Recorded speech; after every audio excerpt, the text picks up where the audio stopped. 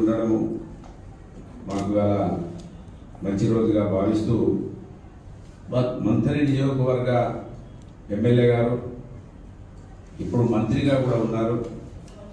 వారు సొంతంగా 25 సంవత్సరాల సెలబ్రేషన్స్ చాలా గొప్పగా చేసుకున్నారు. వారి కుటుంబం మంథని నియోజకవర్గ శాసనసభ్యులుగా దాదాపు 45 సంవత్సరాల పైచిలుకుతో పరిపాలిస్తూ ఉన్నారు. ప్రతిరోజు ముఖ్యమంత్రి గారు దుద్దిల్ల శ్రీధర్ మంత్రి గారు ఏది చెప్తే అది చేసి పెడితే ఆయన అడగడమే ఆలస్యమని రేవంత్ రెడ్డి గారు చెప్తా ఉన్నారు. మరి ముఖ్యమంత్రి గారు చెప్పినా కూడా మా ఎమ్మెల్యేకు మా మంత్రి ప్రజల మీద కనికరం వస్తలేదా అనేది మాకు అర్థమైతలేదు కనుక ఎమ్మెల్యే గారు 1 ఇయర్ సంవత్సర కాలం పూర్తిగా విఫలమైందని దానికి నిదర్శనంగా కొన్ని ఈ రాష్ట్రంలో ఉన్నటువంటి ప్రజానికానికి మంత్రి నియోజకవర్గ ప్రజల పక్షాన మంత్రి నియోజకవర్గ ప్రజలకి 4 సంవత్సరాలైన మేలు జరుగుతున్న ఉద్దేశంతో మంత్రి నియోజకవర్గాన్ని చీకట్లుస్తూ ఆయన మేనిఫెస్టో కమిటీ చైర్మన్ గా ఈ రాష్ట్ర ప్రజలనే చీకట్లో నెట్టివేసిన విషయాన్ని రాష్ట్రానికి కూడా తెలపాలని ఆయన వైఫల్యాల పైన ఛార్జ్ షీట్ను విడుదల చేయడం జరుగుతూ ఉన్నది మీ సమక్షంలో. మరి మంత్రి ఎమ్మెల్యే గారు ఆయన ఇది 5వసారి ఎమ్మెల్యేగా అయ్యాడు. ఆయన వాళ్ళ మంత్రిగా కూడా ఉన్నాడు. ఆయన ఎన్నికల సమయంలో ముఖ్యమైన అంశాలను వారు దృష్టికి తీసుకొచ్చినారు. ఒక 2 మీకు వినిపించి వాటిని చూపిస్తాను ఈ సందర్భంగా తెలియజేస్తామని.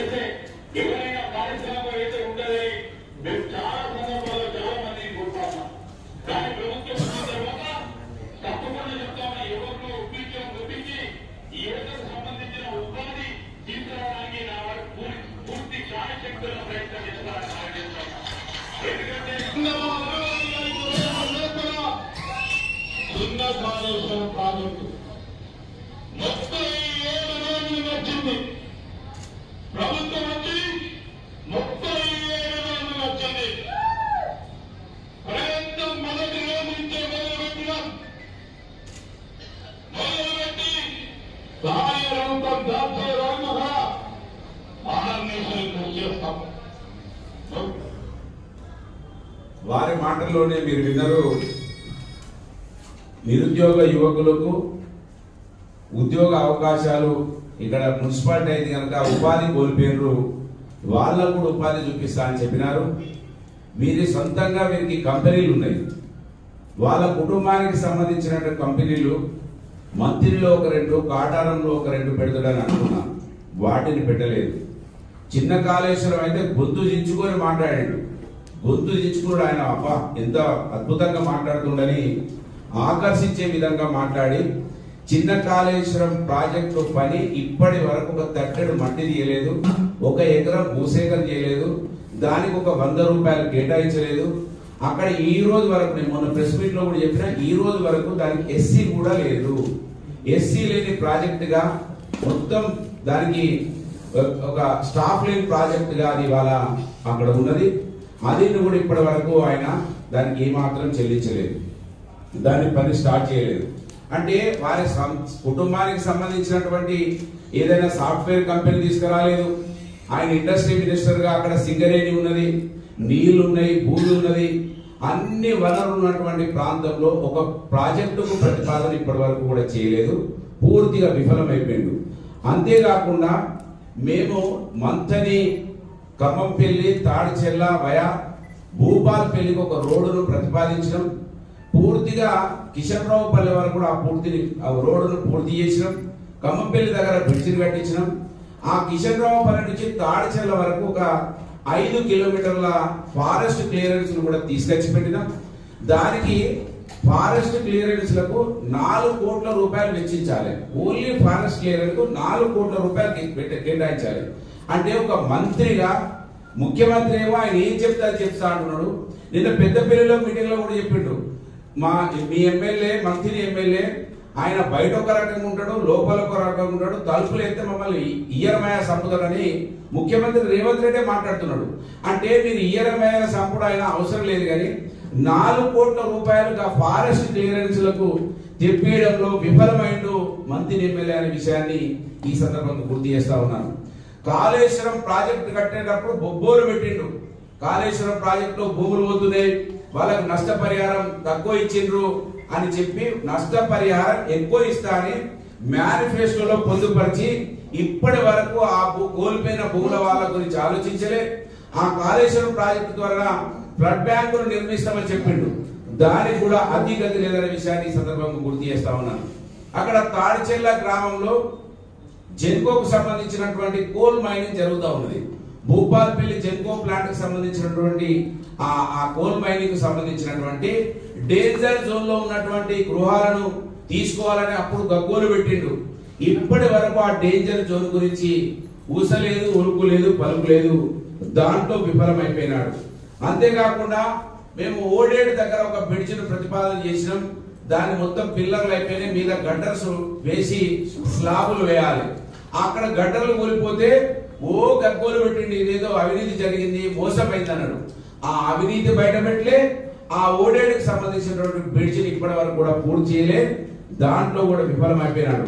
ఆ బ్రిడ్జ్ వస్తే చాలా మందిని ప్రాంతం వెలుగులోకి వస్తుంది. ఖమ్మంపల్లి టు భూపాల్పల్లి రోడ్ అయితే మంత్రికి వెలుగులోకి వస్తుంది, తాడిచెల్ల వెలుగులోకి వస్తుంది. మంత్రి నుంచి కాటారం నుంచి భూపాల్పల్లికి వెళ్తే 52 కిలోమీటర్లు వస్తే, ఇటు నుంచి వెళ్తే 32 కిలోమీటర్లు, అంటే 20 కిలోమీటర్లు ఆదా అవుతుంది. దాని మీద మంత్రి ఎమ్మెల్యే ఇప్పటి వరకు దృష్టి పెట్టకుండా విఫలమైపోయాడు. ఆ రోజు చెప్పిండి ఇసుక పోతా ఉన్నది, ఇది తాత ముత్తాతల ఆస్తి, దీన్ని దోసుకుపోతున్నారు కాంగ్రెస్ బీఆర్ఎస్ పార్టీలు అని చెప్పి ఈ ఇసుకంతా కూడా అమ్ముకుంటున్నారు, డబ్బులు పెట్టి వాళ్ళు గెలుస్తారు, ఆ డబ్బులు తీసుకొస్తారు అన్నాడు. మేము డబ్బులు పెట్టలేదు, కానీ ఆయన ఇవాళ ఎన్నికలలో 100 కోట్ల రూపాయలు ఖర్చు పెట్టి నోట్లతోటే గెలిచిండు అనేది వాళ్ళ మంత్రులు ఎవరు అడిగినా కూడా చెప్తారు. ఆ ఇసుకని ఇప్పటి వరకు ఆపలేదు, ఇంకా ఇసుక రీచ్లు పెరుగుతా ఉన్నాయి. మీ ఇసుక తీసుకపోయే పోనీ కానీ మంత్రి ప్రాంతంలో ఉన్నటువంటి నివాసులకు వాళ్ళు ఇల్లు కట్టుకోవడానికో, మోరి కట్టుకోవడానికో, లాట్రిన్ బాత్రూమ్ కట్టుకోవడానికో ఇసుక ఉచితంగా ఇప్పిమని చెప్తే దాని మీద ఉరుకు లేదు, పలుకు లేదు.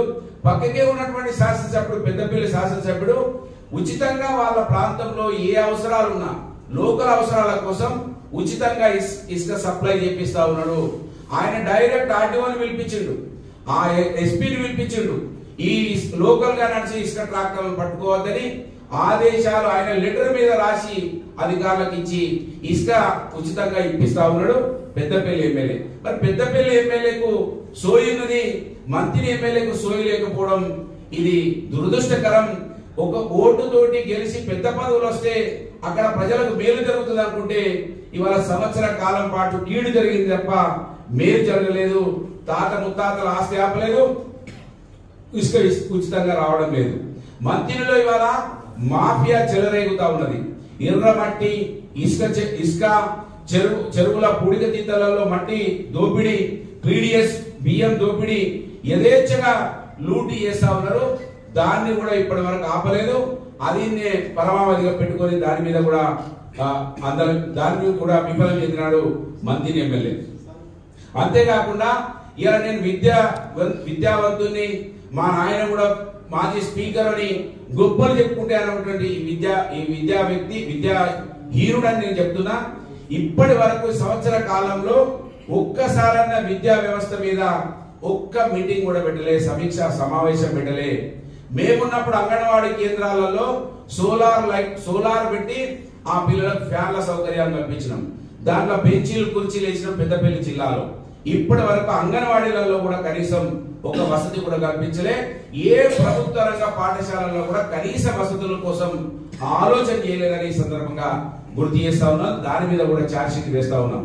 అంతేకాకుండా ఆ రోజు మంత్రిగా ఉన్నటువంటి హరీష్ రావు గారు అక్కడ మాతా శిశు కేంద్రాన్ని ఓపెనింగ్ వస్తా ఉంటే ఆ మధ్యలో గల లద్నాపూర్ లో భూ నిర్వాసితులు ఉన్నారు.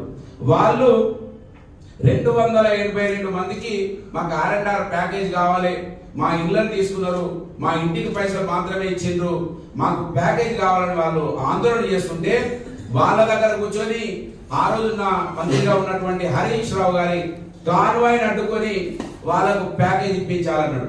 చెప్పులు అడిగేదాకా ఇప్పుడు సంవత్సర కాలం తిరిగిన లద్దాపూర్ లో 282 ఇళ్ల ఆవాస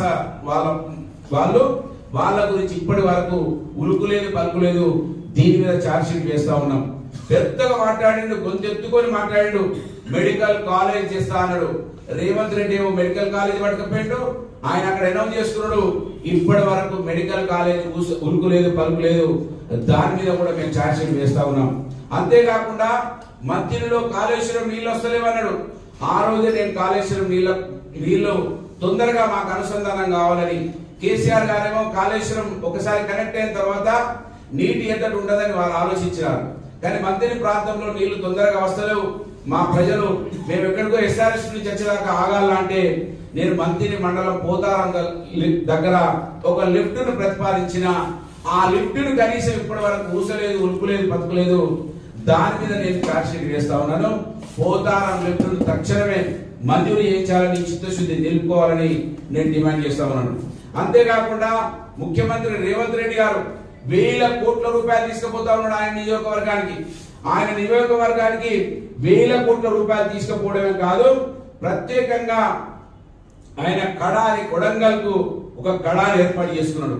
ఆయన కడారి ఏర్పాటు చేసుకొని అభివృద్ధి చేసుకుంటా ఉంటే ఈయన మాత్రం ఆ రోజు పంచాయతీలకు నిధుల గురించి మాట్లాడిండు, ఈజీఎస్ పోతానే అని మాట్లాడిండు, పంచాయతీల అభివృద్ధి పోతుందని మాట్లాడినటువంటి వ్యక్తి ఇవాళ మా గ్రామాలను నిర్వీర్యం చేసే దిశగా రుడా అనే పేరు మీద, ఏది రామగుండం రుడా అనే పేరు మీద మా గ్రామాలన్నింటినీ కూడా ఆ రుడాలో కలిపి ఇవాళ స్థానిక సంస్థలను నిర్వీర్యం చేస్తా ఉన్నాడు. దీని మీద కూడా ఛార్జ్ షీట్ వేస్తా ఉన్నాడు. ఇవాళ ఆయన ఐటీ మంత్రిగా ఉన్నాడు, ఇండస్ట్రియల్ మంత్రిగా ఉన్నాడు. దాని గురించి ఇప్పటి వరకు ఏది కూడా ప్రతిపాదన లేదు. దాని మీద కూడా నేను ఛార్జ్ షీట్ వేస్తా ఉన్నాను. దీనికి జవాబు చెప్పాలని డిమాండ్ చేస్తా ఉన్నాను. మంత్రిలో ఇవాళ ఏం చేసిందంటే ఘనకీర్తి. ఈ సంవత్సరంలో ఆ రోజు పోలీసు వాళ్ళు అంటే కండవాలు కప్పుకోండి, పోలీసు వాళ్ళు మీరు ఏం చేస్తున్నారు, బీఆర్ఎస్ పార్టీకే పనిచేస్తున్నారంటే ఇవాళ బీఆర్ఎస్ పార్టీ ఆ రోజు నాయకులకు ఏమన్నా 1-2 పనులు చేస్తే చేయొచ్చు, కానీ ఇవాళ పోలీస్ స్టేషన్ కార్యాలయాలే కాంగ్రెస్ పార్టీ కార్యాలయాలుగా మారిపోయినాయి. మా నాయకుల పూలు ఎత్తడం లేదు, మా నాయకులు పోలీస్ స్టేషన్ లో కనీసం అనుమతి ఉండలేదు. సామాన్య ప్రజలు పోతే దరఖాస్తులు కూడా తీసుకుంటలేరు. సామాన్య ప్రజలు పోతే కాంగ్రెస్ లీడర్ దగ్గరికి వెళ్ళు ఆయన ద్వారా రావాలి తప్ప నేరుగా పోలీస్ స్టేషన్ రావద్దని నిస్సిగ్గుగా పోలీసులు మాట్లాడుతూ ఉన్నారు. నిజంగానే నాకు బాధ వస్తుంది. అప్పుడప్పుడు జయశంకర్ భూపాలపల్లి జిల్లాలో IPS ఆఫీసర్ ఉన్నాడు, ఇక్కడ రామగుండంలో CP ఉన్నారు. వాళ్ళు కూడా కనీసం నేను IPS ఆఫీసర్ గా ఉన్నటువంటి భూపాలపల్లి SP గారిని కూడా కలిసిన, కనీసం ఆ ఫోన్లు లేవట్టమనండి. మారుమూల ప్రాంతం నక్సలిజం ఉంటది, నాలాంటి వాళ్ళు ఫోన్ చేస్తే కూడా మీ పోలీసు వాళ్ళు ఫోన్ చెప్తలేరండి. ఇప్పటి వరకు కూడా దాని మీద శ్రద్ధ చూపించకుండా మా నాయకుల మీద రౌడీ షీట్లు ఓపెన్ చేసిండ్రు, అనేక కేసులు పెడతా ఉన్నారు. కేసులు పెట్టిన ఒక రోజే 4 కేసులు పెడతా ఉన్నారు. దీని మీద నేను ఛార్జ్ షీట్ వేస్తా ఉన్నా. కనుక ఇవాళ సమైక్యాంధ్ర పాలనలో నిర్లక్ష్యానికి గురైన మంత్రి నియోజకవర్గాన్ని సింహభాగం పాలించింది వీళ్ళ కుటుంబమే కాదా అవునా వీళ్ళు చెప్పాలి. అందుకు బాధ్యత మీది కాదా? తెలంగాణ రాష్ట్రం ఏర్పాటు తర్వాత TRS నేటి BRS 10 ఏళ్ల పాలనలో మీ 40 ఏళ్ల ఏకకాల పాలన కంటే ఎక్కువ నిధులు తీసుకొచ్చింది మేము వాస్తవం కాదా మీరు చెప్పాలని గుర్తు చేస్తా ఉన్నాను. కేసీఆర్ తీసుకొచ్చినటువంటి తెలంగాణలో మన నిధులు మనమే వాడుకునే వెసులుబాటు ఉండి కూడా ప్రభుత్వంలో మంత్రిగా ఉన్న నీకు నిధులు తెచ్చే అవకాశం ఉండి కూడా ఇప్పటికైనా మంత్రిని ప్రజలకు ఇచ్చిన హామీలు నెరవేర్చకపోతే ఎలా నేను అడుగుతా ఉన్నాను. ఇప్పుడు కాకపోతే ఇంకెప్పుడు మీరు నిధులు తీసుకొచ్చి తరతరాలుగా మీ కుటుంబం ఓటు బ్యాంకు రాజకీయం చేస్తుంది తప్ప ప్రజలకు కనీసం మేలు చేయడానికి కోసం ఆలోచించలేదు. ఈ సంవత్సర కాలంలో ఇప్పటికైనా రాబో 4 సంవత్సరాలలో మీరు ఏదైనా కొంత ప్రజలకు చేస్తారని ఆశిస్తూ ఈ ఛార్జ్ షీట్ ద్వారానైనా మంత్రిని ఎమ్మెల్యేకి ఇవాళ ప్రభుత్వంలో మంత్రిగా ఉండి ముఖ్యమంత్రి పక్కకే జేబులో ఉన్నటువంటి ముఖ్యమంత్రి కూడా పదే పదే మా శ్రీధర్ బాబు ఏది చెప్తే అది చేస్తా అని అసెంబ్లీ సాక్షిగా ప్రకటించినా కూడా నీకు నోరు వస్తలేదా, చేతులు వస్తలేదా? మంత్రిని ప్రజలు మీ కుటుంబానికి 40 సంవత్సరాల పైచిలకు అధికారం ఇస్తే కూడా మాకు కనీసం ఆకలి తీర్చరా, అక్కడ ఉన్నటువంటి నిరుద్యోగ యువకులకు ఉద్యోగ అవకాశాలు ఇచ్చరా, ఒక ఇండస్ట్రీ మా దగ్గర తీసుకురాలా, ఒక ఐటీ కంపెనీ మీ కుటుంబానికి సంబంధించినటువంటి ఐటీ కంపెనీలు మా దగ్గర పెట్టరా? మీరు మాత్రం అమెరికాలో ఉంటా ఉన్నారు, ఓట్లేసి గెలిపించినందుకు మీరు అమెరికాలో ఉంటున్నారు, కానీ మా కుటుంబాల నుంచి ఒక్కరిని కూడా అమెరికాకు తీసుకుపోరాని నేను ఈ సందర్భంగా ఈ ఛార్జ్ షీట్ ద్వారా మంత్రి ఎమ్మెల్యేలను నిలదీస్తా ఉన్నాను, అడుగుతా ఉన్నాను. ప్రజా పక్షాన మంత్రి నియోజకవర్గం నుంచి ఏకైక మొట్టమొదటిసారి ఒక బలహీన వర్గాల నుంచి ఒక బీసీ సామాజిక వర్గాల నుంచి ఎమ్మెల్యేగా ఎదిగితే మా మీద అనేక కుట్రలు కుతంత్రాలు చేసి ప్రజలకు దూరం చేసి నోట్ల సంచులు పట్టుకొని వచ్చి గెలవడం తప్ప మీరు చేసిన కుత్తది ఒక్కటన్నా ఉంటే చూపించమని ఇవాళ హైదరాబాద్ వేదికగా నేను డిమాండ్ చేస్తా ఉన్నాను. ఇప్పటికైనా మంత్రి ఎమ్మెల్యే మా ప్రజల పక్షాన ఆలోచించు, మా ప్రజల ఆకలి గురించి ఆలోచించు, మీ కుటుంబాలను అందరిలో ఎక్కించుకోవడానికి చూపించే శ్రద్ధ అలా 1% అన్నా మా కుటుంబాల మీద చూపించమని డిమాండ్ చేస్తూ ఈ ఛార్జ్ షీట్ ద్వారానైనా మంత్రి ఎమ్మెల్యే వాళ్ళ మంత్రిగా ఉండి 4 సంవత్సరాల కాలంలో మా ప్రజలకు మేలు చేస్తాడని ఆశిస్తూ డిమాండ్ చేస్తూ అట్టడుగులు ఉన్నటువంటి ప్రజల నుంచి ఆ కులాల నుంచి వచ్చినటువంటి ఒక సామాన్య కుటుంబం నుంచి వచ్చినటువంటి వ్యక్తిగా డిమాండ్ చేస్తా ఉన్నాను. ఈ కార్యక్రమానికి నేను పిలవగానే మా నియోజకవర్గం నుంచి ముఖ్య నాయకులు, మాజీ ఎంపీపీలు, మాజీ జెడ్పీటీసీలు, మాజీ మార్కెట్ కమిటీ అధ్యక్షులు, సింగిల్ విండో అధ్యక్షులు, ఇవాళ మా బీఆర్ఎస్ పార్టీ మండల శాఖ అధ్యక్షులు, యూత్ అధ్యక్షులు వీళ్ళందరూ కూడా వచ్చినారు. స్టూడెంట్ ఆర్గనైజేషన్ నుంచి కూడా వచ్చినారు. వీళ్ళందరికీ మా పత్రికా సమావేశంలో పాల్గొన్న మా పాత్రికేయ మిత్రులందరికీ హృదయపూర్వకంగా ధన్యవాదాలు. జై తెలంగాణ, జై కేసీఆర్, జై కేటీఆర్.